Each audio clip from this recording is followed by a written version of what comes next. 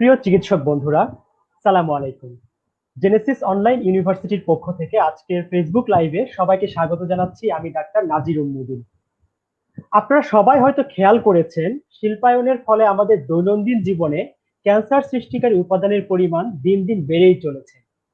ফলে আমাদের চারপাশে ক্যান্সার রোগীর সংখ্যাও বাড়ছে। আবার রোগ নির্ণয়ের আধুনিক সব প্রযুক্তির বদৌলতে পূর্বের তুলনায় ক্যান্সার ধরাও পড়ছে বেশি। দিনকে দিন সংখ্যায় বেড়ে যাওয়া এই ক্যান্সার রোগীদের দুর্ভোগ অবর্ণনীয়। কষ্টে থাকা এই রোগীদের শারীরিক ও মানসিক স্বস্তি দিতে চাইলে চিকিৎসকরা ক্যারিয়ার হিসাবে বেছে নিতে পারেন অনকোলজিকে। প্রিয় চিকিৎসক বন্ধুরা, তাই আজকের লাইভে আমরা কথা বলবো অনকোলজিতে ক্যারিয়ারের বিভিন্ন দিক নিয়ে। অনকোলজিতে ক্যারিয়ার করতে চাইলে একজন চিকিৎসকের মনের কোণে কি কি প্রশ্ন উকি দেয় সেগুলোর উত্তর, এবং পড়ার টেবিলে কি কি সমস্যার সম্মুখীন হয় সেগুলোর সমাধান আজ আমরা শুনবো অনকোলজির একজন বিশেষজ্ঞ চিকিৎসকের মুখে। আজ আমাদের লাইভে অতিথি হিসেবে উপস্থিত আছেন national institute of cancer research and হসপিটালের রেডিয়েশন অনকোলজি বিভাগের registrar doctor Sarwat Sultana madam, MBBS, BCS health, MCPS radiotherapy, FCPS radiotherapy. Madam আসসালামু আলাইকুম, কেমন আছেন? ওয়ালাইকুম আসসালাম। আচ্ছা, ভালো আছি। তোমরা কেমন আছো? হ্যাঁ ম্যাডাম, আমরাও ভালো আছি আলহামদুলিল্লাহ। ম্যাডাম, প্রথমেই আপনার কাছে যে প্রশ্নটি জানতে চাই সেটি হচ্ছে, একজন চিকিৎসক কেন অনকোলজিকেই ক্যারিয়ার হিসাবে বেছে নেবেন? ধন্যবাদ তোমাকে সুন্দর প্রশ্ন করার জন্য। প্রশ্নের উত্তরের আগে আমি প্রথমেই শ্রদ্ধা ভরে স্মরণ করব ওইসব চিকিৎসকদের যারা এই মহামারী করোনায় আক্রান্ত হয়ে শহীদ হয়েছেন। আল্লাহ যেন তাদেরকে জান্নাত নসিব করেন।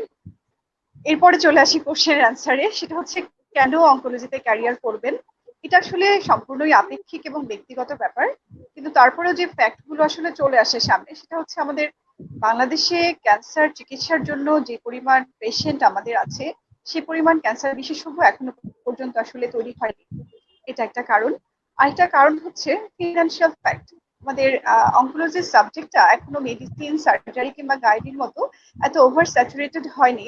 সেক্ষেত্রে আপনি গভর্নমেন্ট জব করেন কিংবা প্রাইভেট সেক্টর যেখানেই যান, এখনো পর্যন্ত আমাদের সাবজেক্টে চাকরির যে সুযোগ সুবিধা বলবো আমি, এবং প্রমোশনের যে সুযোগ সুবিধা, সেটা এখনো পর্যন্ত ভালো আছে। সো এটা একটা কজ হতে পারে যে আপনি অনকোলজিতে ক্যারিয়ার করবেন। আরেকটা ব্যাপার আমি আমি যেটা মনে করি, আমার কারণ যেটা ছিল, আমাদের অনকোলজি এমন একটা সাবজেক্ট যেটাতে একটা মাল্টিডিসিপ্লিনারি অ্যাপ্রোচ থাকে একটা ক্যান্সার পেশেন্ট ম্যানেজমেন্টের জন্য, যেখানে আমরা সব ধরনের নলেজ আমাদেরকে অ্যাপ্লাই করতে হয়। Surgery, medicine, gynae, even histopathology, radiology, তো সব সব সাবজেক্টে আমাদের একটা নলেজ রাখতে হয়। তো প্রথমে আমাকে এটাই আসলে আকর্ষণ করেছে যে আমি কোনো একটা স্পেসিফিক সাবজেক্ট শুধু না, আমরা অনেকগুলো সাবজেক্টের সাথে আসলে রিলেটেড থাকতে পারি। এটা একটা কজ। আর আগে যেটা বলা হতো যে ক্যান্সার হলেই মানুষ মারা যাবে, ক্যান্সার নেই অ্যান্সার, এই ধরনের একটা ব্যাপার ছিল। এখন কিন্তু আসলে সেটা না। এখন কিন্তু আমরা অনেক ক্যান্সার আর্লি স্টেজে ট্রিটমেন্ট করলে একদম কিওর করে ফেলতে পারি।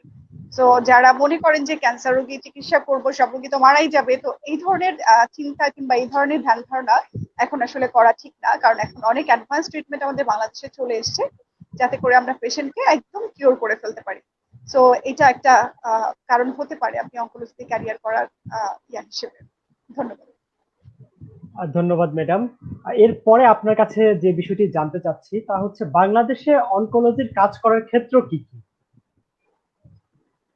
বাংলাদেশে অনকোলজির কাজ করার ক্ষেত্র বলার আগে আমি একটু স্ট্যাটিস্টিক্যাল একটু ডাটাগুলো একটু প্রেজেন্ট করতে চাই ইন শর্ট। সেটা হচ্ছে বাংলাদেশের যে গ্লোবোকন যে স্ট্যাটিস্টিক্স আমরা দেখি 2018-এর, ওখানে দেখা গিয়েছে বাংলাদেশের টোটাল পপুলেশন অ্যাবাভ 16 crore, মানে 16 কোটিরও অনেক বেশি। তার মধ্যে ক্যান্সার রোগী নিউ ডিটেক্টেড নিউ কেসেস যেটা আমরা বলি, মোর দেন 1,50,000। সো এটা কিন্তু একটা হিউজ বার্ডেন। বোঝাই যাচ্ছে যে আসলে অনেক বেশি বার্ডেন। তো যে পরিমাণ ক্যান্সার রোগী আমাদের এই বাংলাদেশে আছে, এবং সেই তুলনায় যেহেতু আমাদের ক্যান্সার পেশেন্টের তুলনায় যেহেতু ক্যান্সার বিশেষজ্ঞ অনেক কম, সেক্ষেত্রে আমি বলবো যে স্কোপ বলতে গভর্নমেন্ট এবং প্রাইভেট সব সেক্টরে আমাদের কাজ করার খুব ভালো সুযোগ আছে। এবং যেহেতু আমাদের অনেক পেশেন্ট দেশের বাইরে চলে যাচ্ছে, হ্যাঁ, ক্যান্সার চিকিৎসার জন্য, উন্নত চিকিৎসার জন্য, যে চিকিৎসাগুলো কিনা এখন বাংলাদেশে অনেকগুলোই অ্যাভেলেবেল, অনেক ফ্যাসিলিটিসই available, but lack of confidence, মানে আমাদের উপর আমাদের রোগীরা আস্থার অভাবে কিন্তু দেশ ছেড়ে আসলে পাশের দেশগুলোতে যাচ্ছে চিকিৎসার জন্য। তো আমাদের যেটা করতে হবে যে আমাদের এই কনফিডেন্সটা ফিরিয়ে আনতে হবে।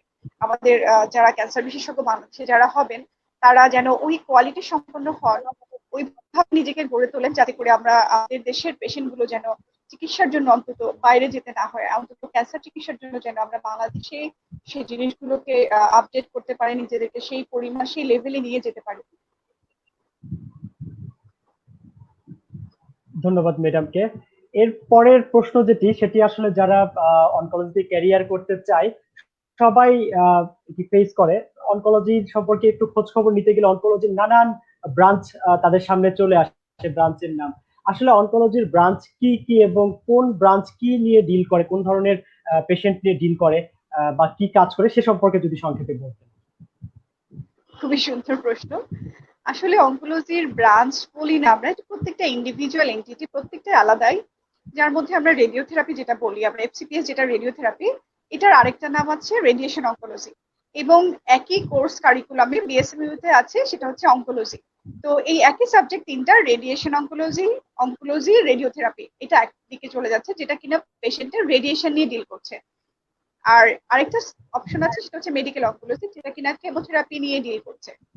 এবং সার্জিক্যাল অনকোলজি, যেসব টিউমার বেসিক্যালি যেসব ম্যালিগনেন্ট ডিজিজ আমরা সার্জারির মাধ্যমে ট্রিটমেন্ট করতে চাই, সেসব ক্ষেত্রে আমরা সার্জিক্যাল অনকোলজি থেকে পেশেন্টদেরকে রেফার করে থাকি। এরপর আরেকটা অপশন আছে, সেটা হচ্ছে গাইনি অনকোলজি।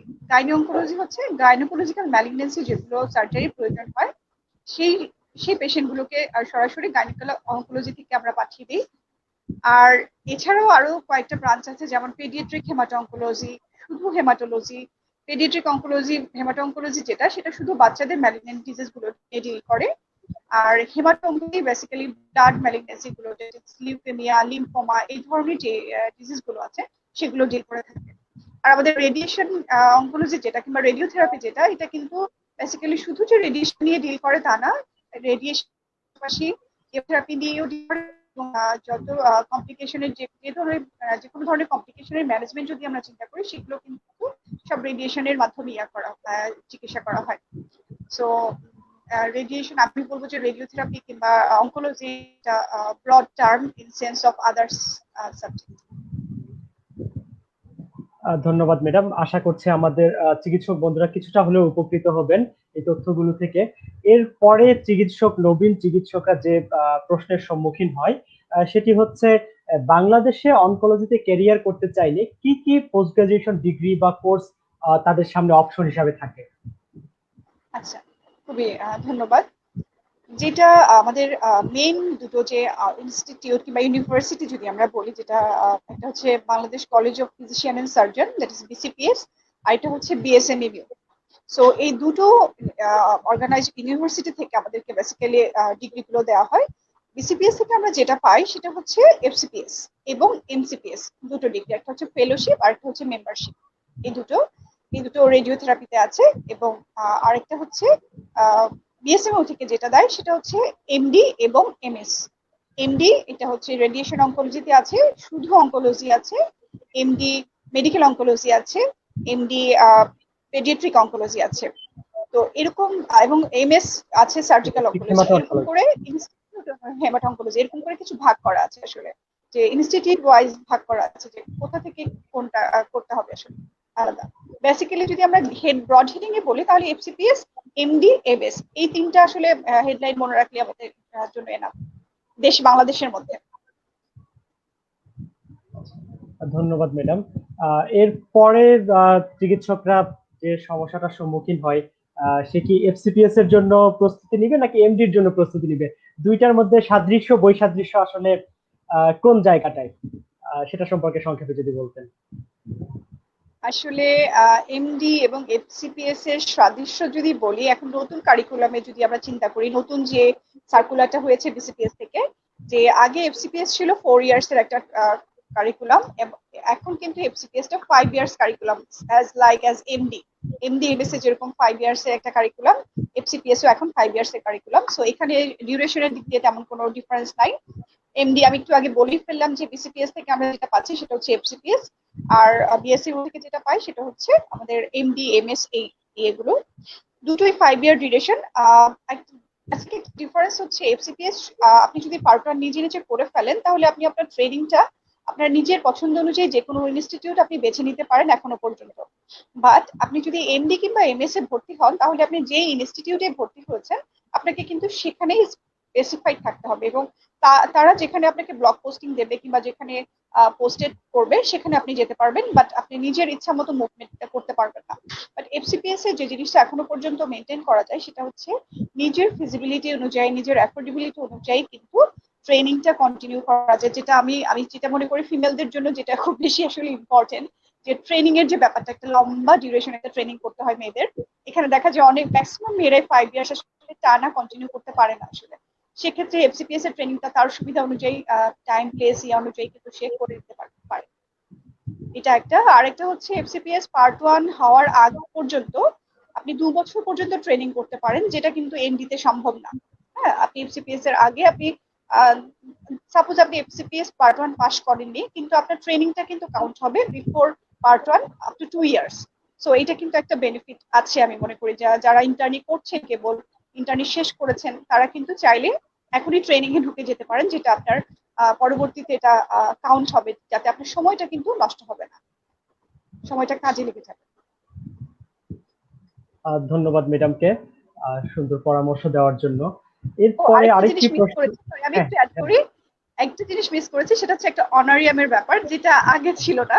সেটা হচ্ছে এখন এফসিপিএস যারা ক্যান্ডিডেট থাকবে তাদের জন্য একটা সুসংবাদ আমি বলবো, যেটা এমডিএমএস এ প্রোভাইড করা হয় যে অনারিয়ামটা, সেটা এফসিপিএস এও এই বছর থেকে সার্কুলার হয়েছে, তারাও একটা অনারিয়াম পাবে। হ্যাঁ, ধন্যবাদ। এখন দুই প্রতিষ্ঠানেই যারা কোর্সে থাকবে বা প্রশিক্ষণার্থী থাকবে সবাই অনারিয়াম পাবে, এটা আমাদের চিকিৎসকদের জন্য হ্যাঁ, খুব সুসংবাদ একটি।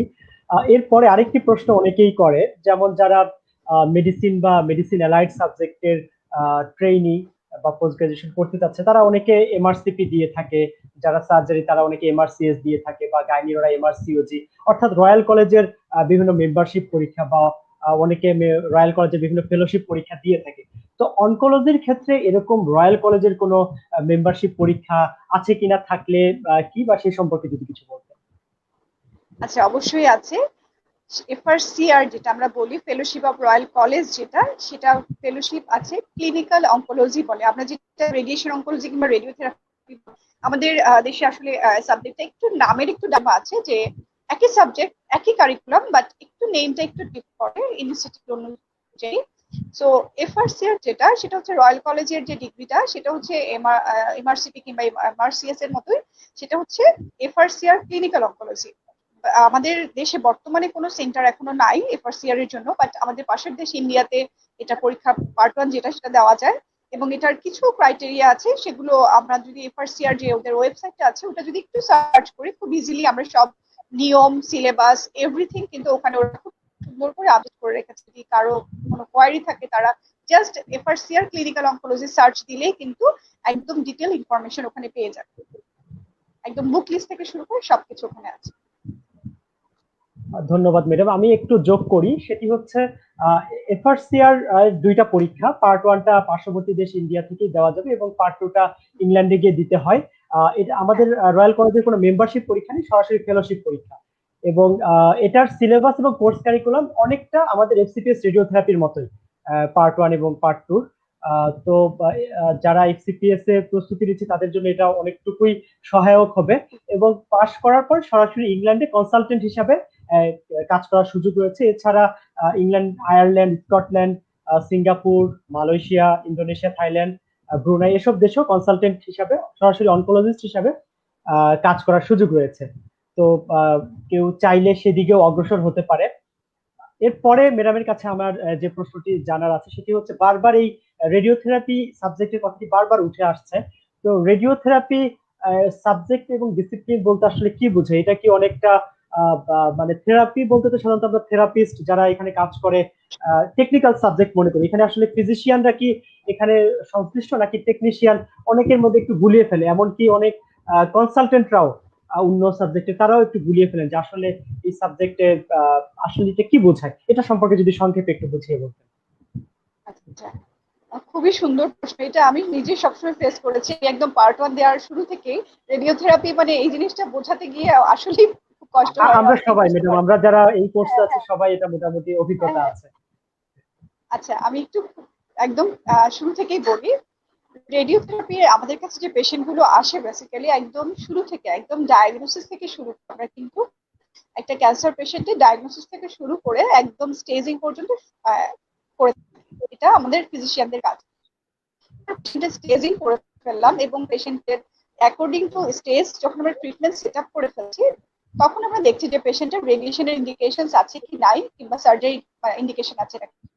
যখন আমরা মনে করি যে তার রেডিয়েশনের ইন্ডিকেশন আছে, তখন তাকে একটা রেডিয়েশন প্ল্যান করা হয়। সেখানে আমরা কতটুকু ডোজ দিব, এটা বেসিক্যালি একটা মেশিনের মাধ্যমে ট্রিটমেন্ট দেওয়া হয়, যেটাকে আমরা রে বলি, গামা রে বলি, কিংবা এক্সরে, হাই এনার্জি এক্সরে যদি বলি। এই ধরনের কিছু রে দিয়ে আসলে আমরা টিউমারটাকে মারতে চাই, বা ক্যান্সার সেলকে আমরা মারার জন্য একটা চিকিৎসাপত্র, অন্যান্য মেডিসিন যেরকম লেখা হয় আমাদের রেডিয়েশনের সেরকম একটা প্রেসক্রিপশন আছে, যেটা আমরা প্রেসক্রিপশনটা লিখি, ওটার একটা আলাদা কার্ড আছে যেটাকে রেডিয়েশন কার্ড বলি। এবং ওখানে দেখা যায় যে আমাদের পেশেন্ট কতটুকু ডোজ পাচ্ছে, কতদিন ধরে পাবে, সবকিছু একদম স্পেসিফাই করে কোন রিজিয়নটাতে পাবে সবকিছু লেখা থাকে। তো এই রেডিয়েশনের ট্রিটমেন্ট ডিপেন্ড করে বিভিন্ন ধরনের রোগের উপর, মানে কোন পদ্ধতিতে তাকে চিকিৎসাটা দিব। বিভিন্ন ধরনের অ্যাডভান্স টেকনিক আছে, কনভেনশনাল টেকনিক যেটা আমরা 2 ডাইমেনশনাল বলি, হাতে দাগ দিয়ে করি। 3 ডাইমেনশনাল কনফর্মাল রেডিয়েশন আছে, আইএমআরটি আছে, intensity modulated radiation therapy, IGRT আছে যেটা image guided, SBRT stereotactic body radiotherapy. তো এরকম অনেক অ্যাডভান্স টেকনিক এখন বাংলাদেশেই অ্যাভেলেবেল।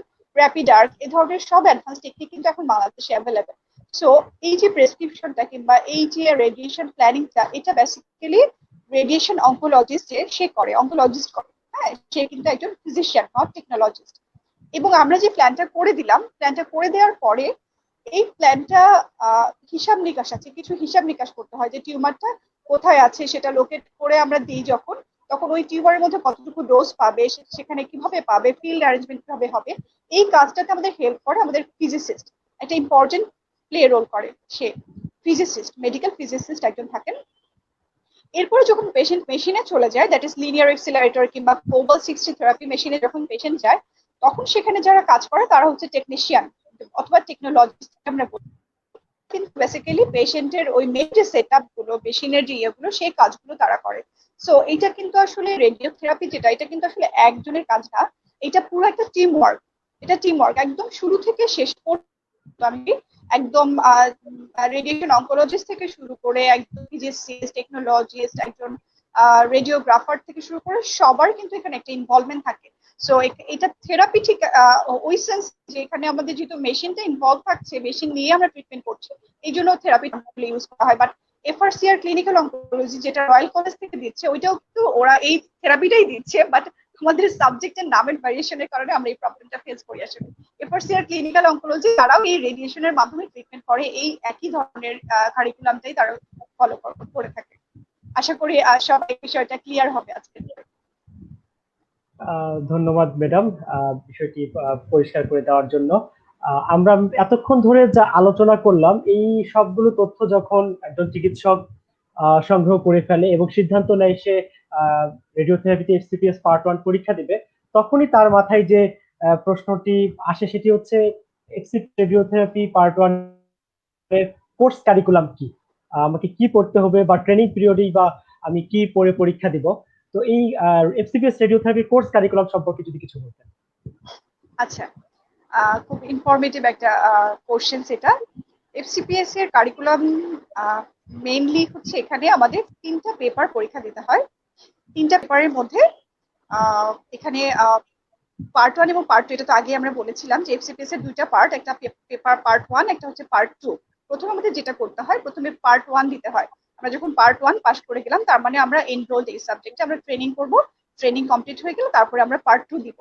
তো পার্ট 1 এ যেটা করতে হয় সেটা হচ্ছে একটা বিসিপিএস এর একটা কারিকুলাম সিলেবাস আছে, ওদের একটা প্রোভাইড করে বিসিপিএস থেকে। সেখানে আমরা দেখতে পাই যে ওখানে 3টা পেপার আছে, পেপার 1, 2 এবং পেপার 3। পেপার 1 এ যেটা হয়, ওখানে বেসিক্যালি 3টা সাবজেক্ট আমাদের পড়তে হয়, একটা হচ্ছে অ্যানাটমি, একটা ফিজিওলজি, আর একটা হচ্ছে ফার্মাকোলজি। তো এই 3টা সাবজেক্টে আমাদের পেপার 1 পড়তে হয়। পেপার 2 তে আমরা যেটা পড়ি সেটা হচ্ছে রেডিও ফিজিক্স এবং রেডিও বায়োলজি। এবং পেপার 3 যেটা আমরা পড়ি সেখানে আমাদের চলে আসে ক্যান্সার বায়োলজি, আমাদের চলে আসে জেনারেল প্যাথোলজি, আমাদের সিস্টেমিক প্যাথোলজি, স্পেশালি আমাদের টিউমার বায়োলজি যেটা সেটা চলে আসে, এবং পাশাপাশি স্ট্যাটিস্টিক্স। এই কয়েকটা মিলে আমাদের পেপার 3 চলে আসে। তো প্রত্যেকটা পেপারে আমাদের 100 মার্কস করে থাকে। তার মধ্যে 20 মার্কস থাকে হচ্ছে সিঙ্গেল বেস কোশ্চেন, যেটা একটা অপশন হবে আনসার, যেটা 5টা স্ট্রিম দেওয়া থাকবে, তার মধ্যে একটা আনসার হবে। আর বাকি 30টা থাকে হচ্ছে multiple choice question, true false type question. হ্যাঁ, সেখানে আমাদের 5টা স্ট্রিম থাকে, সেখানে আমাদের ট্রু ফলস অ্যান্সার করতে হয়। তো এই প্রত্যেকটা কোশ্চেনে যেহেতু 50 কোশ্চেন, মার্কস 100, তাহলে আমাদের দেখা যায় প্রত্যেকটা কোশ্চেনে 2 মার্কস ক্যারি করে। এবং আরেকটা ভালো সুবিধা হচ্ছে এখানে, সেটা হচ্ছে এমডি এবং এমএস এর মতো রেসিডেন্সি এক্সামের মতো এখানে কিন্তু কোনো নেগেটিভ মার্কিং নেই। এখানে আপনি পারলে পাস করে যাবেন, মানে একটা কাট অফ মার্ক আছে, দ্যাট ইজ 70। 100 এর মধ্যে আপনাকে পাস করতে হলে 70 পেতে হবে। আপনি 70 পেলে আপনি ওকে পাস করে গেলেন। আপনাকে 3টা পেপারেই 70 পেতে হবে। অনেক সময় দেখা যায় দুটো পেপারে 70 প্লাস এবং আরেকটা পেপারে যদি 69 সামথিং এরকম আসে, তখন দেখা যায় যে আগের দুটো পেপারের মার্কস অ্যাভারেজ করে হয়তো অনেকের ক্লিয়ার হয়ে যায়। বাট যদি কেউ 25% এর মার্কস কম পান, 25% এর কম মার্কস ক্যারি করেন, তাহলে সে ফার্দার নেক্সট টার্মে কিন্তু এক্সামে অ্যাপিয়ার করতে পারেন না। সো এটা হচ্ছে টোটাল একটা কারিকুলাম, যেটা আমরা বিসিপিএস এর পার্ট 1 এর এক্সামের জন্য আমরা করি। যেহেতু এটা বিগিনারদের জন্য প্রোগ্রাম, সো পার্ট 1টা নিয়ে আলোচনা করলাম, পার্ট 2টা আসলে পার্ট 1 হয়ে গেলে তারপরে পার্ট 2 নিয়ে আসলে চিন্তা। ধন্যবাদ ম্যাডাম। মূলত এফসিপিএস এর প্রতিযোগিতাটা হচ্ছে নিজের সাথে নিজেই, হ্যাঁ, যদি এক্স্যাক্টলি। 70% মার্কস তুলতে পারে, অন্য কারোর সাথে, অন্য হ্যাঁ, কোনো প্রতিযোগীর সাথে প্রতিযোগিতা নেই, এটার হ্যাঁ, জন্য এটা কোনো সিট খুবই বরাদ্দ নেই। এটা একটি ভালো দিক। তো ম্যাডাম আসলে এরপরে নিজের আপনার, যোগ্যতা অনুযায়ী। হ্যাঁ জি ম্যাডাম, এরপরে ম্যাডাম জানতে চাচ্ছিলাম, যদি এফসিপিএস রেডিওথেরাপিতে পার্ট 1 কেউ পাশ করতে চায়, তাহলে একজন চিকিৎসক আসলে কিভাবে অগ্রসর হতে হবে, মানে কোন দিক থেকে শুরু করা উচিত তার? আচ্ছা, প্রথমে সে যেটা করবে, যেহেতু আমাদের একটা পেপার, একদম নতুন একটা পেপার আছে, দ্যাট ইজ পেপার 2, যেটা রেডিও ফিজিক্স এবং রেডিও বায়োলজি। এই জিনিসটা কিন্তু আমরা একদমই নতুন, এটা কিন্তু আমরা এমবিবিএস লেভেলে আমরা 5 বছর পড়ি না, এবং ইভেন আগেও আমরা খুব বেশি ফিজিক্স এর মধ্যে, খুব বেশি জেনারেল ফিজিক্স এর মধ্যে এত কিছু ছিল না আসলে। সো এই জন্য তাকে তার প্রতি আমার যে রিকোয়েস্টটা থাকবে, প্রথমে আপনি বিসিপিএস থেকে আপনার কারিকুলামটা কালেক্ট করেন, সিলেবাসটা কালেক্ট করেন। সিলেবাসটা কালেক্ট করার পরে আপনি যদি আপনার সুবিধা হয়, যদি আপনি পারেন, আপনি ট্রেনিং এ ঢুকে যান কোনো একটা ইনস্টিটিউটে। আর যদি মনে করেন যে না, আমি ট্রেনিং করতে পারছি না, সেক্ষেত্রে আপনি যারা এই সাবজেক্টে যারা পোস্ট গ্রাজুয়েশন করেছে তাদের দ্বারস্থ হন, তাদের কাছে শুনে নেন যে কিভাবে কোন বই থেকে পড়তে হবে, কারণ বুকস গুলো আসলে ইম্পর্টেন্ট। এখানে অনেক ধরনের বই আছে যেগুলো কিন্তু আমরা আগে কখনোই দেখি নাই, নতুন নতুন বুকস। সো সেই জিনিসগুলো, প্রথম কাজ হচ্ছে নেসেসারি যে ইকুইপমেন্ট, নেসেসারি যে মেটেরিয়ালস গুলো, সেগুলো কালেক্ট করা, যে আমার পড়ার আগে এই এই জিনিসগুলো আমার লাগবে। যখন আপনার জিনিসগুলো কালেক্ট হয়ে গেল, তখন আপনি আপনার একটা প্ল্যান করেন, একটা লেসন প্ল্যান করেন যে আপনি কিভাবে পড়বেন। আর যদি আপনি মনে করেন যে আমার কারো হেল্প লাগবে, তাহলে আপনি আমাদের হেল্প নিতে পারেন। আমরা তো আছি, আমরা যে কোনো ব্যাপারে এইসবে হেল্প করে থাকি। যদি কারো প্রয়োজন হয়, অবশ্যই আমরা তাদেরকে অবশ্যই হেল্প করবো। ধন্যবাদ ম্যাডাম। আরেকটি প্রশ্ন, এটা চিকিৎসকদের প্রায়, যারা রেডিওথেরাপিতে এফসিপিএস পার্ট 1 দিতে চায়, প্রায় সবার কাছেই এই প্রশ্নটি জমা আছে। সেটি হচ্ছে যে পার্ট 1 পাস করার ক্ষেত্রে ট্রেনিং এর গুরুত্ব কতটুকু, পার্ট 1 পাস করার পূর্বে, অথবা ট্রেনিং করাটা আবশ্যক কিনা? যেহেতু এটা একটা টেকনিক্যাল সাবজেক্ট, ট্রেনিং করাটা আমি বলবো যে ট্রেনিং করলে ভালো। আপনি যদি পারেন তাহলে ট্রেনিং করেন। আর কারো যদি এমন হয় যে না, তাকে ট্রেনিং করতে হবে, পাশাপাশি জব করতে হবে ফিনান্সিয়াল কনস্ট্রেন্টের জন্য, তাহলে আমি তাকে বলবো যে আপনি যদি জব করতেই হয় তাহলে ট্রেনিং করবেন না। কারণ দুটো জিনিস একসাথে করে আপনি পার্ট 1 এর জন্য কিন্তু আসলে পড়ার সময় পাবেন না। কারণ আপনি সকালবেলায় ট্রেনিং করবেন, বিকালে জব করবেন, তো আপনি পড়ার আসলে সময়টা একদমই পাবেন না। আপনাকে যে কোনো একটা দিক বেছে নিতে হবে। হয় আপনাকে ট্রেনিং করতে হবে, আর অথবা আমাদের সাবজেক্টে যেটা হয়, পেইড ট্রেনিং আছে 1 ইয়ারের। বিভিন্ন ইনস্টিটিউটে পেইড ট্রেনিং, মানে আপনি স্যালারিও পাচ্ছেন, পাশাপাশি কিছু কিছু ইনস্টিটিউটে ট্রেনিংও হচ্ছে। তো আপনি যদি মাত্র ইন্টার্নি শেষ করে থাকেন, আপনি চাইলে ওই ধরনের কোনো একটা ইনস্টিটিউট যেখানে 1 বছর ট্রেনিং কাউন্ট হচ্ছে উইথ পেমেন্ট, আপনি ও ধরনের একটা ইনস্টিটিউটে ঢুকে যেতে পারেন। এতে আপনার কাজের অভিজ্ঞতাও হবে, এবং পাশাপাশি আপনার যে অর্থনৈতিক সমস্যা যদি কারো থেকে থাকে, সেটাও কিন্তু ফিল আপ হয়ে যাবে। আর এর মাঝামাঝি আপনি যখন রেডিয়েশনে আপনি এক্সপোজ হবেন, কাজ করবেন, ওখানে আপনি কিন্তু বুঝে যাবেন যে আপনি আসলে কোন সাবজেক্টে এসছেন এবং কি আপনাকে করতে হবে, এটা আপনি কিন্তু আইডিয়া হয়ে যাবে আপনার। ধন্যবাদ সো ম্যাডাম। ম্যাডাম এর পরে যে প্রশ্নটি জানতে চাচ্ছিলাম, আমরা তো এফসিপিএস নিয়ে এতক্ষণ কথা বললাম, কেউ যদি এফসিপিএস না করে রেসিডেন্সিতে ঢুকতে চায়, এমডি রেসিডেন্সিতে, তাহলে সে কিভাবে অগ্রসর হবে? এমডি রেসিডেন্সির এটাও ভালো একটা দিক আছে, যারা মাত্র ইন্টার্নি শেষ করেছে, যারা নতুন কোনো একটা ক্যারিয়ারে ঢুকতে চাচ্ছে, কিংবা হয়তো কারো দেরিও হয়ে গেছে।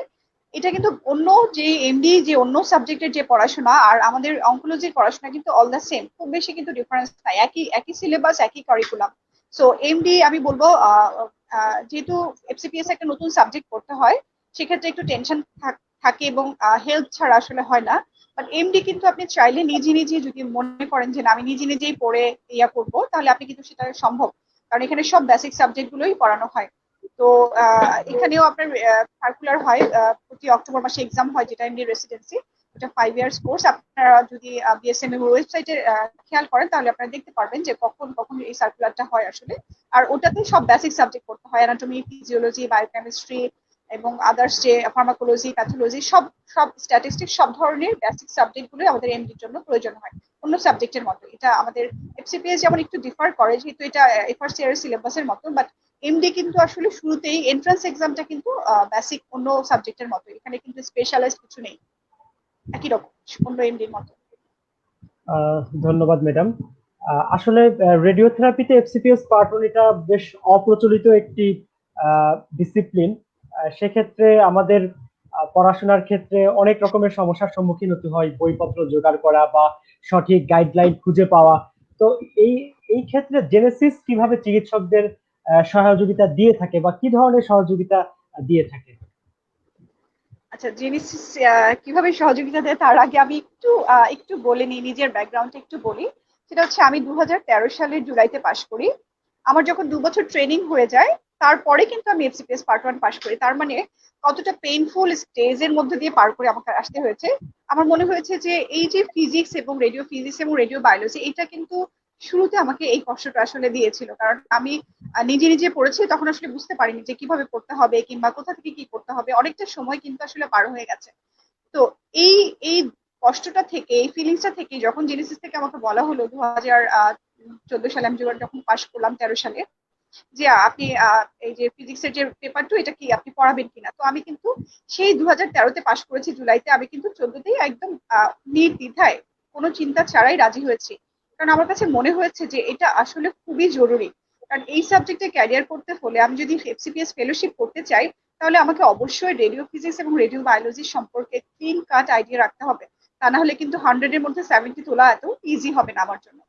তো ওই যে কষ্ট কিংবা ওই যে ধারণা, মানে ওই যে একটা ইয়া পেইনফুল সিচুয়েশনের মধ্যে দিয়ে গেছি, আমি চেয়েছি যে আমার জুনিয়র যারা আসবে সামনে, তারা যেন এই কষ্টটা না পায়, তারা যেন অ্যাটলিস্ট এই গাইডলাইনটুকু পায় যে কোথা থেকে কি পড়তে হবে, কোন বইটা পড়তে হবে, কতটুকু পড়তে হবে। বই তো আসলে এত বড়, পুরো বই তো আসলে পড়ে মনে রাখা সম্ভব না, আর সিলেবাসে তো আসলে পুরোটা লাগেও না। তো একটা নতুন যে স্টুডেন্ট যে প্রথম বইটা খুলবে, সে কিন্তু এখান থেকে কতটুকু পড়বে সে কিন্তু বুঝতে পারবে না। তো আমরা যেটা করি আসলে এই কাজটাই করি, এই ক্রেডিটটা কিন্তু স্টুডেন্টেরই, স্টুডেন্টরা পড়েই কিন্তু আসলে পাশ করে, বাট আমরা শুধু এই গাইডলাইনটুকু দেই যে আপনি কতটুকু পড়বেন, কতটুকু আপনার প্রয়োজন। ঠিক আছে, এই এই হেল্পটা আমরা করি যে আপনি এভাবে এভাবে আগান, গাইডলাইনটা দেওয়ার যে চেষ্টা করি যে এখান থেকে এটা পড়তে হবে, এখান থেকে এটা পড়তে হবে, এটুকু পড়লে এভাবে পড়লে আপনার জন্য ইজি হবে। এই ওয়েটা আসলে জেনেসিস দেখিয়ে দেয়, এটাই হচ্ছে মেইন এইম। এবং যারা এই পর্যন্ত এসছে এখানে, তারা মোটামুটি সফলকাম হয়েছে।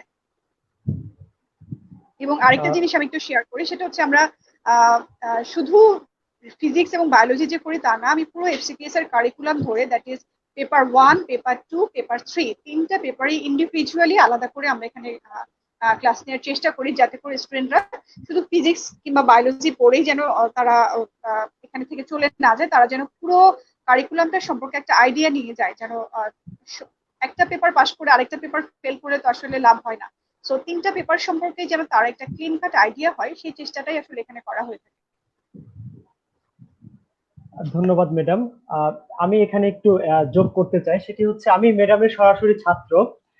2016 সালে আমি ইন্টার্নশিপ শেষ করার পরপরই ঢাকা মেডিকেলে রেডিওথেরাপি বিভাগে ট্রেনিং এ ঢুকি, অনারারি ট্রেনিং এ, এবং একই সাথে জেনেসিসে ফাউন্ডেশন ব্যাচে ভর্তি হই।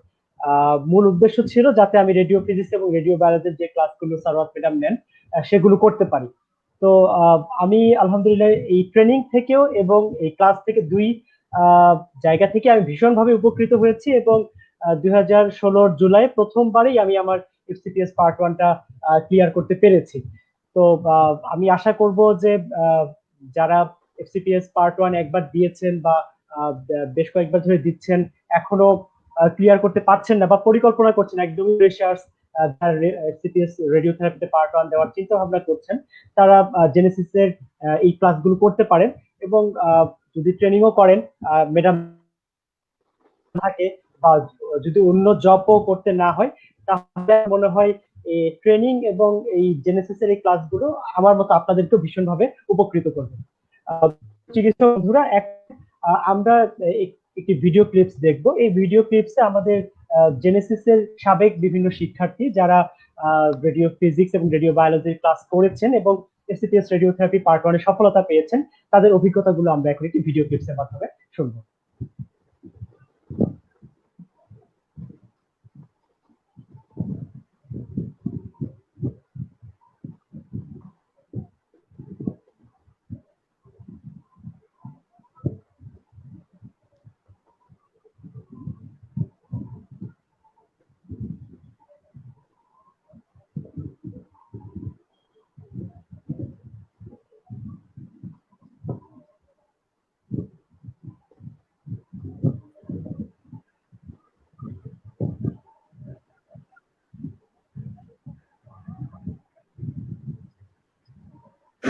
আসসালামু আলাইকুম। আমি ডাক্তার তাসনিম হোসাইন। 2014 সালে আমি স্যার সলিমুল্লাহ মেডিকেল কলেজ এবং মিডফোর্ড হাসপাতাল থেকে ইন্টার্নি শেষ করি এবং এর পরবর্তী কেরিয়ারের প্রস্তুতি গ্রহণ এবং সিদ্ধান্ত গ্রহণের জন্যই আমি জেনেসিসের দ্বারস্থ হই। জেনেসিসের সাথে আমার সম্পর্কটা কয়েক মাসের, কিন্তু খুবই গুরুত্বপূর্ণ। জেনেসিসে এসে আমি প্রথম রেডিওথেরাপি বিষয়ে এফসিপিএস পার্ট ওয়ানের জন্য প্রস্তুতি গ্রহণ করি। এখানে আমি বেসিক সাবজেক্টগুলো যেমন anatomy, physiology, biochemistry, pathology, microbiology, biostatistics এর উপর কিছু অত্যন্ত চমৎকার ক্লাস পাই। পাশাপাশি রেডিওথেরাপি বিষয়ে ফিজিক্সের ক্লাসগুলি নিতেন আমার শ্রদ্ধেয় ডাক্তার সারওয়াত আপু, যে ক্লাসগুলো আমার জন্য ছিল খুবই সাহায্যের। এছাড়া এমবিবিএস লেভেলে অঙ্কোলজি এবং রেডিয়েশন অঙ্কোলজি বিষয়ে অত্যন্ত সীমিত জ্ঞান থাকায় আমি ঢাকা মেডিকেল কলেজ হাসপাতালে অনারারি চিকিৎসক হিসেবে রেডিওথেরাপি বিভাগে আমার অত্যন্ত শ্রদ্ধেয় প্রফেসর গোলাম মহিউদ্দিন ফারুক স্যারের আন্ডারে 1 বছর ট্রেনিং সম্পন্ন করি এবং অবশেষে 2015 সালে আমি এফসিপিএস পার্ট ওয়ান করি এবং 2016 সালে রেসিডেন্সি কোর্সে রেডিয়েশন অঙ্কোলজি বিষয়ে এনআইসিআরএইচ এ ভর্তি হই। অঙ্কোলজি একটি সম্ভাবনাময় বিষয়। আমাদের সাবজেক্টে শিক্ষক এবং মেন্টরগণ ভবিষ্যৎ প্রজন্মকে গড়ে তোলার জন্য অত্যন্ত জরুরি। এই সুবিশাল সম্ভাবনা ও প্রয়োজনের তুলনায় অপ্রতুল জনবল এই সাবজেক্টে আমাকে আগ্রহী করে তোলে। যারা এখনো পোস্ট গ্রেডে কেরিয়ার বাছাই করেননি, তাদের আমি এ বিষয়ে উদ্বুদ্ধ করতে চাই। ধন্যবাদ। আমি ডক্টর নওশিন তাসলিমা হোসেন, শহীদ জিয়া রহমান মেডিকেল কলেজ বগুড়া থেকে 2015 সালে ইন্টার্নশিপ কমপ্লিট করি। সত্যিকার অর্থে প্রথম অঙ্কোলজি সম্পর্কে এবং তার শাখাগুলো সম্পর্কে এমবিবিএস পর্যায়ে ভালো ধারণা ছিল। যেহেতু এমবিবিএস পাশের পরে 1.5 বছর এমডি পরীক্ষা দেওয়ার জন্য ওয়েট করতে হয়, আমি এই সময়টাকে কাজে লাগাতে চেয়েছিলাম। এফসিপিএস পরীক্ষা দিতে চেয়েছিলাম অঙ্কোলজিতে। যেহেতু অঙ্কোলজিতে এফসিপিএস বলতে রেডিওথেরাপি এফসিপিএস দেওয়া বোঝায়, কিন্তু এই সাবজেক্টটি একদমই নতুন এবং এ সম্পর্কে কোনো ধারণা নেই। তাই 2015 সালে আমি ন্যাশনাল ইনস্টিটিউট ক্যান্সার রিসার্চ হাসপাতালে অনারারি মেডিকেল অফিসার হিসেবে জয়েন করি এবং জেনেসিসের শ্রদ্ধেয় সারওয়াত আপুর রেডিওথেরাপির ক্লাসগুলো করতে থাকি। আমার মনে হয় সেবার ক্লাস করার শুরু করতে কিছুটা দেরি হয়েছিল, কিন্তু আপু বলেছিল যে তোমাদের ফিজিক্স পার্টে কোনো অসুবিধা হবে না, তোমরা অ্যানাটমি এবং ফিজিওলজি পেপার 1 এবং পেপার 3 যেটা প্যাথোলজি, সেই পার্টটা অবশ্যই মনোযোগ রেখে রেখো, সেটা যেন তোমাদের কমপ্লিট প্রিপারেশন থাকে। সেটাই হলো। প্রথমবার আমি যখন ফিজিক্সে পার্ট 1 পরীক্ষা দিয়েছিলাম, দেখা গেল যে আমি ফিজিক্সে পার্ট পাস করে গেছি ভালোভাবেই, কিন্তু অ্যানাটমিতে 2.2 এর জন্য আটকে যাই। কিন্তু এর পরের বার আল্লাহর মধ্যে অসুবিধা হয়নি, আমি এফসিপিএস পার্ট 1 পাস করে যাই।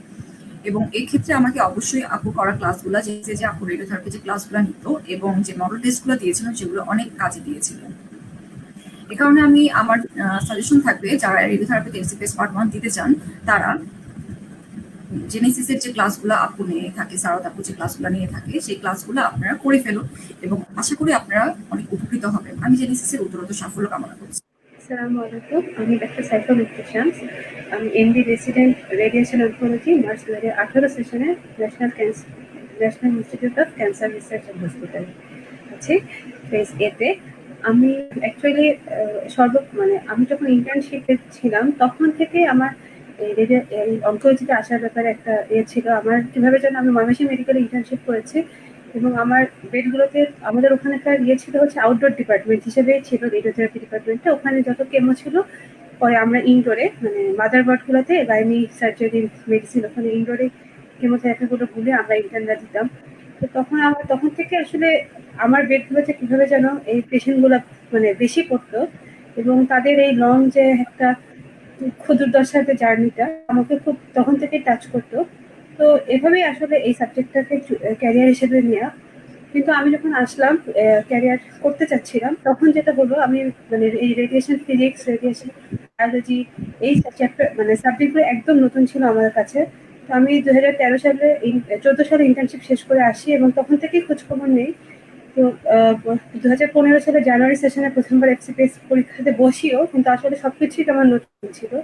পরবর্তীতে হচ্ছে আমি পরিচিত মানুষজনের মাধ্যমে জানতে পারি জেনেসিসের কথা এবং তখন আমি এখানে ভর্তি হই। তখন সারদ আপু ক্লাস নিয়েছিলেন আমাদের 17 সালের জানুয়ারি সেশনে আমি পরীক্ষা দিয়েছিলাম একবার এক্সপিরিয়েন্স পার্ট 1। তো তখন ব্যাপারটা ছিল এক ধরনের, তখন অ্যাকচুয়ালি পরীক্ষা হলে গিয়ে মনে হচ্ছিল আমি কিছুই বুঝতে পারছি না, কি দিব কিছুই বুঝতে পারছিলাম না। তো পরবর্তীতে দেখা গেল যে এখানে ক্লাস করে এবার আপু আমাদের কি পয়েন্টগুলো, তো ফার্স্ট একটা সাবজেক্ট সব তো পড়া সম্ভব না, বাট কি পয়েন্ট যেটুকু না জেনে পরীক্ষা হলে যাওয়া যাবে না, যেটুকু জানতেই হবে এগুলো আমাদেরকে ধরিয়ে দিলেন। এটা আমাদের একটু সুবিধা হলো যে আমি যখন জুলাই সেশনে পরীক্ষাটা দিলাম দুটোর মধ্যে অনেক ডিফারেন্স ছিল। পেপার 2 তে আমার অনেক হেল্প হয়েছিল আমার মনে হয়। তো পরবর্তীতে আমি যদিও সে সময় চান্স পাইনি, পরে হচ্ছে পরবর্তীতে রেসিডেন্সি কোর্সে দিয়ে রেডিয়েশন অনকোলজিতে চলে আসি। তারপর আমার কাছে মনে হচ্ছে যে ওই সময় যে নলেজটুকু আপু দিয়েছিলেন পরবর্তীতে রেডিয়েশনেও মানে এমবিএ কোর্সেও যে আমাদের রেডিয়েশন ফিজিক্স, রেডিয়েশন বায়োলজি এটাতে আমার বুঝতে অনেকটুকুই হেল্প হয়েছিল আপু সেই গাইডেন্সে। তো আমি সবসময় সারদ আপু বা জেনেসিসের সর্বোপরি মানে উন্নতি কামনা করবো। আপনারা আমাদের জন্য দোয়া করবেন। হ্যালো, আমি ডাক্তার আব্দুল হাসিব, সহকারী সার্জন 29তম বিসিএস রেসিডেন্ট রেডিয়েশন অনকোলজি। আজকের এই ভিডিওতে আমি ইন শর্ট আমার সাবজেক্ট জেনেসিস নিয়ে এগুলো অনেকেই বিভিন্ন সময়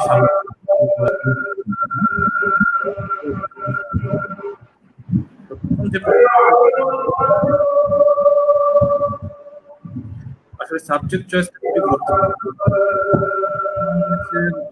আমার এমন সাবজেক্ট চুজ করা উচিত যেটার জন্য আমি একটা প্যাশন ফিল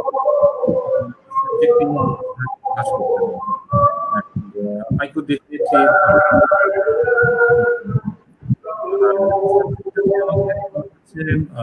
in general অনেক ইন্টারেস্টিং এবং ফ্যাসিনেটিং হয়েছে, যেটা নিয়ে ডেফিনেটলি এদেশে অনেক কিছু করার স্কোপ আছে। দ্বিতীয় যে প্রশ্ন, what benefit I got from Genesis coaching.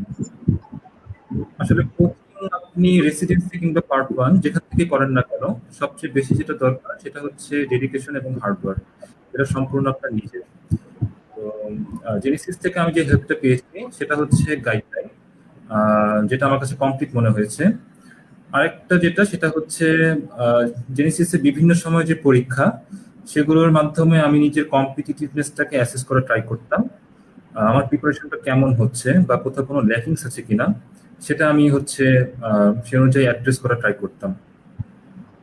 তৃতীয় যে প্রশ্ন সেটা হচ্ছে why choose Genesis for MD oncology residency preparation. এটার কারণ আসলে কয়েকটা। প্রথমত হচ্ছে জেনেসিসে ঢোকার আগে বেশ কিছু জায়গা থেকে ফিডব্যাক বা রিভিউ নেওয়া ট্রাই করি। তো আমার কাছে যে সমস্ত ফিডব্যাক বা রিভিউ এসেছিল সেগুলো ছিল ওভারঅল পজিটিভ। আর দ্বিতীয়ত হচ্ছে জেনেসিসের লেকচার শিট, এটা আমার কাছে মনে হয়েছে গোছানো এবং আপডেটেড, যেটা রেসিডেন্সির জন্য খুবই জরুরি। আর আরেকটা যেটা সেটা হচ্ছে জেনেসিসের যে শিডিউল এমনভাবে অর্গানাইজ যে আমার কাছে মনে হয়েছে আমি যেভাবে প্রিপারেশনটা নিতে চাই সেটা এভাবে যদি আমি নিই তাহলে একটা টাইমলি ম্যানারে নিতে পারবো এবং আমি একটা কমপ্লিট প্রিপারেশন নিতে পারবো। তো এই সমস্ত কারণ জেনেসিসকে চুজ করি। So thank you Genesis for playing important role for building up my career. জেনেসিসের জন্য অনেক শুভকামনা। আসসালামু আলাইকুম, আমি doctor Tapan Mohammad Ashraf Hossain, medical officer Sreemangal জেলা স্বাস্থ্য কমপ্লেক্স। আমার সেশন 2008-9। আমি এফসিপিএস পার্ট 1 রেডিওথেরাপি পাশ করি 2016 জুলাই সেশনে। প্রথমত বলি যে আমি রেডিওথেরাপি বা রেডিয়েশন অনকোলজিকে নিজের ক্যারিয়ার হিসেবে কেন পছন্দ করেছিলাম।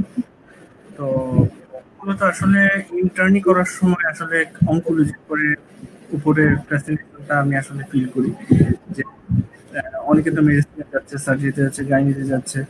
তো আমি যদি একটু এসবের বাইরে গিয়ে একটু মানে অনকোলজি বা ক্যান্সার রিলেটেড কাজ করতে পড়াশোনা করতে যাই সেক্ষেত্রে আমার কি করা লাগে, কিন্তু ব্যাপারটা যতটা মানে সহজ ভেবেছিলাম আমি ততটা সহজ আসলে ছিল না। যখন আমি এফসিপিএস পার্ট 1 দেওয়ার চিন্তা ভাবনা করলাম তখন দেখলাম যে সিলেবাসটা অনেকটাই বিক্ষিপ্ত, অনেক কিছু আছে সিলেবাস। ইভেন সিলেবাসটা যখন জোগাড় করতে যাই, সিলেবাস জোগাড় করতে গিয়েও আমার অনেক ভোগান্তি পোহাতে হচ্ছে। তো সবকিছু বিবেচনা করে অনেক মানে ডিসিশন মেকিং এর পরেও একবার ভাবছিলাম ছেড়ে দেবো কিনা রেডিয়েশন অনকোলজি, যেহেতু এত সিলেবাস পাচ্ছি না বা মানে ক্যান্সার রিলেটেড গাইডলাইন দেওয়ার কিছু পাচ্ছি না। তখনই আমার খুব ভালো একজন সাজেশন পাই আমি প্ল্যাটফর্মের মাধ্যমে যে জেনেসিসে এই সাজেশন বা পড়াশোনার দিক থেকে কিছু হেল্প করতে পারি, সেটা থেকে মূলত আসলে জেনেসিসে আসা আমার। তো বেশ কয়েক বছর আগের কথা, 2016-তে। তো জেনেসিসে অ্যাডমিশন নিয়ে রেডিয়েশন অনকোলজি টপিকস গুলো কি পড়তে হবে না পড়তে হবে জিনিসগুলো আসলে একদম হ্যাপাজার্ড ছিল এবং এখানে অনেক বেসিক মানে পড়ার ব্যাপার স্যাপার ছিল।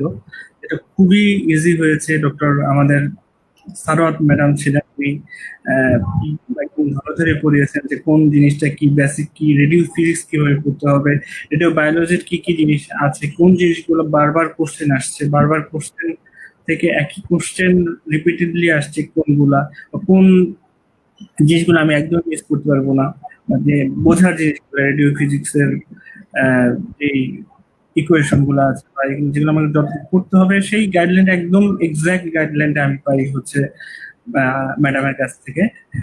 তো এরপর বলতে গেলে মানে যারা এখন রেডিও থেরাপি বা রেডিয়েশন অনকোলজিতে ক্যারিয়ার করতে চাচ্ছ তোমাদের জন্য most welcome.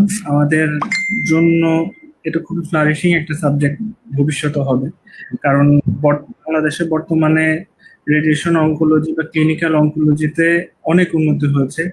Dhaka medical cancer institute এবং অনেক হসপিটাল যারা মেশিন আনছে বা মেশিন উন্নত প্রযুক্তি চিকিৎসা ব্যবস্থা চালু করেছে, তাদের কাছে অনেক কাজ করার সুযোগ অনেক বেশি। তো তোমাদের জন্য যারা রেডিয়েশন অনকোলজিতে বা রেডিওথেরাপিতে ক্যারিয়ার করতে যাচ্ছ তোমাদের সবার জন্য শুভকামনা। পড়াশোনার দিক থেকে অবশ্যই যেটা বলবো যে আগে নিজের বেসিক ক্লিয়ার করতে হবে। বেসিক ক্লিয়ার করার পরে কতটুকু পড়তে হবে কতটুকু না পড়তে হবে সেক্ষেত্রে তোমাকে গাইডলাইন দিতে পারবে জেনেসিস। আর সবসময় চেষ্টা করবে মেইন বই পড়ার জন্য।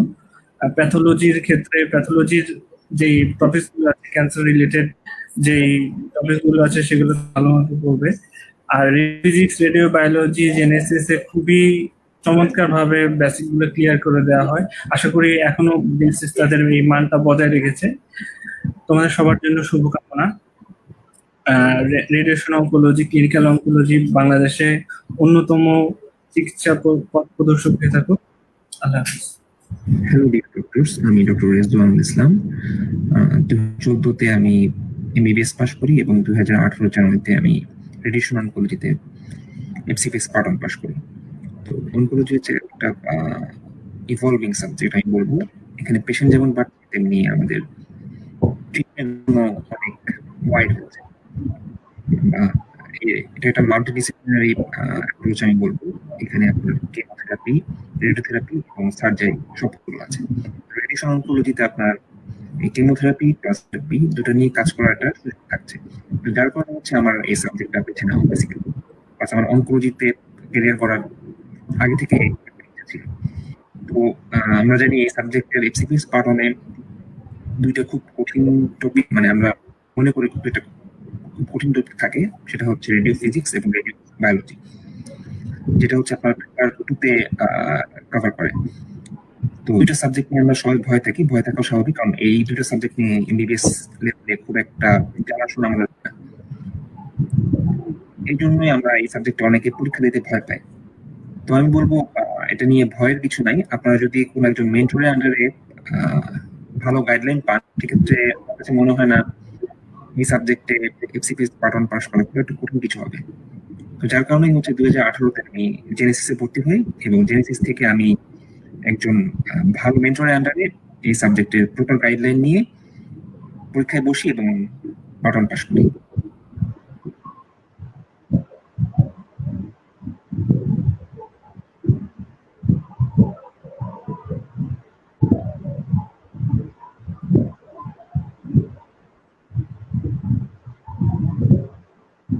প্রিয় চিকিৎসক বন্ধুরা, আমরা এতক্ষণ শুনলাম জেনেসিসের সাবেক কিছু শিক্ষার্থীদের কথা, তারা কিভাবে জেনেসিস থেকে উপকৃত হয়েছেন, কিভাবে প্রস্তুতি নিয়েছেন, বা কেনই বা তারা অনকোলজিকে ক্যারিয়ার হিসেবে পছন্দ করলেন। আমরা আমাদের আজকের লাইভের একদম শেষ পর্যায়ে চলে এসেছি। শেষ করার আগে ম্যাডামের কাছে শেষ প্রশ্ন, আসলে অনকোলজিতে বা রেডিওথেরাপিতে এফসিপিএস পার্ট 1 পাস করার বা সফলতার সহজ সূত্র কি?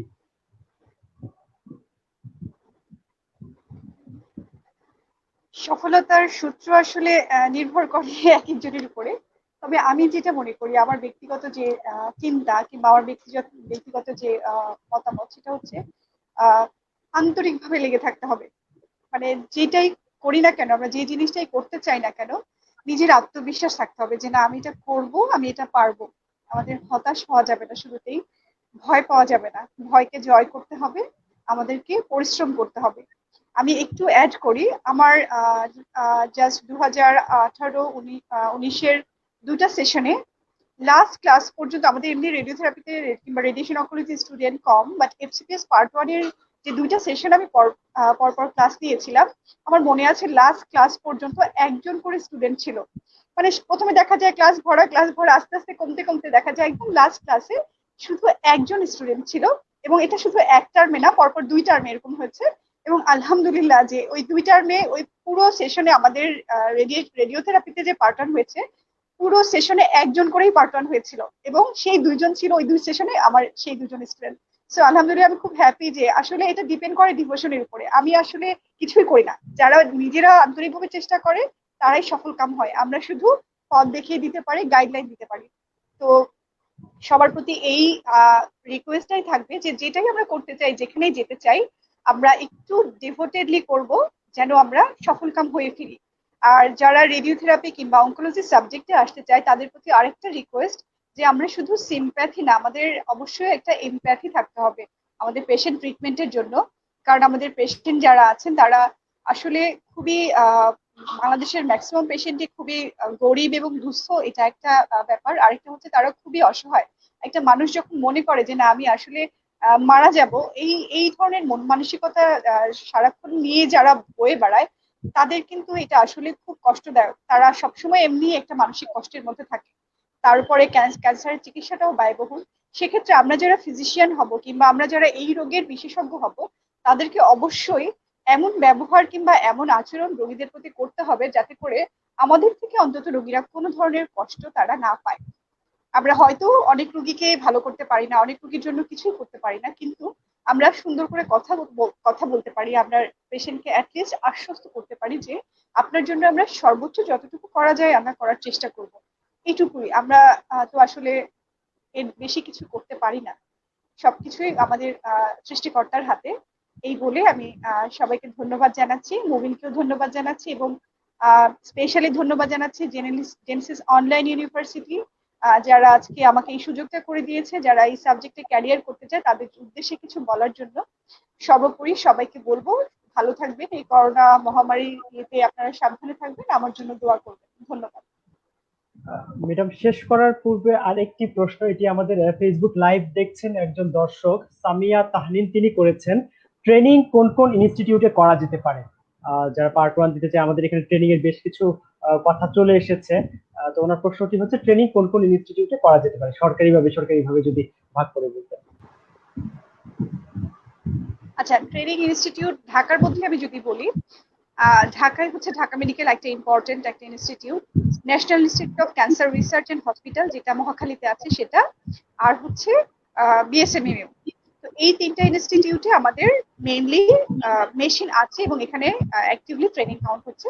আর প্রথম 8টা মেডিকেল, সরকারি 8টা মেডিকেল, সব জায়গায় কিন্তু ট্রেনিং কাউন্ট হয়। এছাড়াও প্রাইভেট যেগুলো আছে যেমন ইউনাইটেড, স্কয়ার, হাসানিয়া মিশন এবং ডেল্টা, এইসব ডেল্টা মেডিকেল কলেজ, এখানে হচ্ছে পেইড ট্রেনিং হয়, মানে 1 বছর চাকরি প্লাস ট্রেনিং কাউন্ট হয়, এটা বিসিপিএস এ। সো এই কয়েকটা জায়গাতে ট্রেনিং কাউন্ট হয়। ঢাকার বাইরে তো আমি বললাম চিটগাং মেডিকেল, ময়মনসিংহ মেডিকেল, তারপর হচ্ছে Bogura medical, Rangpur medical, Rajshahi medical, এরকম কয়েকটা মেডিকেল কলেজ, এগুলো স্পেশালি প্রথম 8টা সিলেট মেডিকেল, এইসব কয়েকটা জায়গায় কিন্তু আমাদের রেডিয়েশনের ট্রেনিং কাউন্ট হয়, অঙ্কোলজি ট্রেনিং কাউন্ট হয়। ঢাকার বাইরে প্রাইভেট খাজা ইউনুস আলী মেডিকেল কলেজে, সেখানে। ধন্যবাদ ম্যাডামকে ওনার ব্যস্ত সময়ের মাঝখান থেকে আমাদের জেনেসিস অনলাইন ইউনিভার্সিটিকে সময় দেওয়ার জন্য, এবং ধন্যবাদ জানাচ্ছি সকল দর্শকদেরকে, এবং অগ্রিম অভিবাদন শুভেচ্ছা জানাচ্ছি যারা সামনের দিনগুলোতে আমাদের এই ডিসিপ্লিন, এই সাবজেক্টে এফসিপিএস পার্ট 1 পরীক্ষার মাধ্যমে প্রবেশ করবেন। তো সবাইকে শুভকামনা জানিয়ে আমাদের আজকের লাইভ অনুষ্ঠানটি এখানে শেষ করছি। ধন্যবাদ সবাইকে।